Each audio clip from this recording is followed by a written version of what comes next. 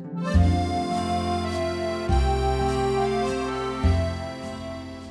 hello there and welcome to the channel, and in this video I'm going to be talking to you about the five mistakes to avoid when planting or growing your lovely Magnolia grandiflora.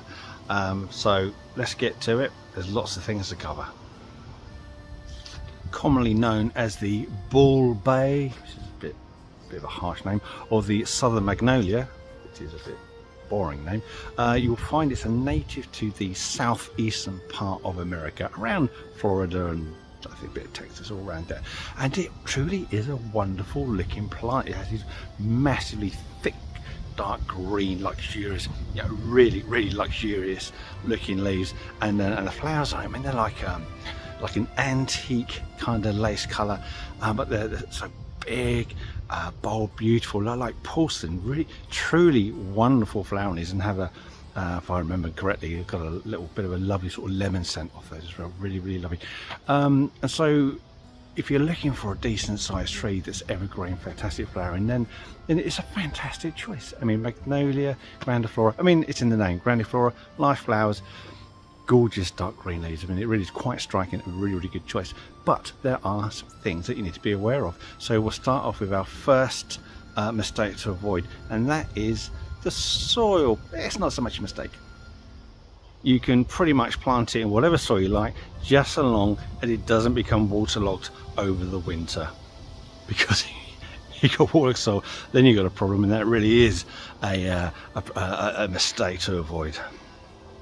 Now, mistake number two is about siting your plant.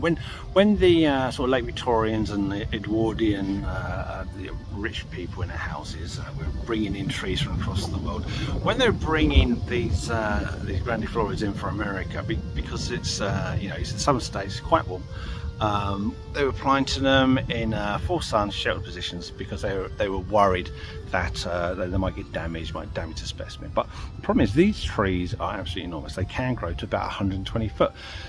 So, and you'll see around the UK so many of these large old country houses that have a Magnolia grandiflora, and they'll be growing right next to it, and literally probably within about a foot of the outside wall. So you're growing this tree that grows absolutely huge, big root system, big trunk. You see this time and time again, and all that's going to happen is you're going to risk damaging the foundations of your houses or damaging the wall. It's just no good. Or anything you want to build next to it, just don't, because these are long-lived plants. They are big plants. So when you plant it, over the past century, we found that this plant is actually quite robust. It will tolerate winter temperatures down to about -5, -10, absolutely no problem at all. And does it really need a sheltered position? I've seen no evidence of issues or weather issues around here. Although some people say that keep them away from the coast. Don't plant too near the coast because the salt spray can damage them. But really, regarding sight, I think really the best thing to do is to realise how big they grow, and make sure when you plant them, they've got enough room to fulfill their natural sort of shape and size and beauty. So do that. But it's just a temptation, whereas if you're constantly seeing these plants planted right next to a building, then you're going to do the same. But don't do that. That would be a mistake. So you've bought your Magnolia and you want to do the right thing, and as you know, all Magnolias require acidic soil. So you bought yourself a bag of ericaceous compost. Now, Magnolias aren't from the Ericaceae family, they are from the Magnoliaceae family, and as such they don't all need ericaceous compost, and a lot of them will do. Well, no, they will grow quite happily in ericaceous compost, but they don't need it. They will survive quite happily in regular compost or slightly alkaline soils. So you don't need to get in your car, you don't need to drive off, you don't need to buy this stuff. Just putting down some regular compost will do the trick. What is important is just make sure, particularly on sort of like alkaline soils, that it's fairly free draining. You don't want it to be waterlogged over winter, and that's far more important. Waterlogging, it needs to be sort of kept moist, especially throughout the summer, especially for the first couple of years. But ericaceous soil, you don't need to go out and buy it. That would be a mistake. If you've got it, that's fine, use it, but if not, don't worry too much about it. It's more important that you've got the drainage good. Now, mistake number 3 isn't so much a mistake, but it's a choice to be made. You know, over the centuries, there have been, I think, literally about 150 cultivars that have been produced from Magnolia grandiflora. Although today is probably about 30, no more than 40 around that you could probably buy today. At least in the UK, you generally get 2. And those 2 are the straight grandiflora. Another one is the cultivar called Exmouth. Exmouth, you generally recognise it because look underside the leaves and you see this sort of lovely browny kind of felty underside, which I actually quite like. I think it's quite nice. Also, the other aspect to the Exmouth variety is that the flowers are bigger. They've got about, I think, 20 petals, much bigger plant. But there is anecdotal evidence that the brown, these varieties, because there's more varieties than Exmouth that have that sort of brown kind of very underside, and it's believed, although there's no real scientific evidence to say that it is, that they are more cold tolerant. So if you're living up further north of the country, and you might be a bit risky, I mean they can get damaged by cold, they can get damaged by hard frost. Then maybe the Exmouth variety is the one that you should be looking at over the regular grandiflora species. Right, so mistake number 4, and we have touched on this before, and it's the same mistake I see time and time again, not with just Magnolias but many other plants, is where people have a small suburban front garden. They go to the garden centre to see an attractive looking tree, and you buy it, you know, and why wouldn't you? But what you don't do is you don't check the overall sizes when these plants are mature. I mean, I've seen front gardens no more than about 4 or 5 foot long, and then people plant a monkey puzzle tree in it. I mean, that thing is going to get absolutely enormous and it's going to damage the entire house. It's terrible. So, and the same goes for these Magnolia grandifloras. Yes, they tick a number of boxes, you know, lovely scent, lovely flower, glossy evergreen foliage. It is a fantastic plant, but if you've only got a small front garden, you just don't buy it.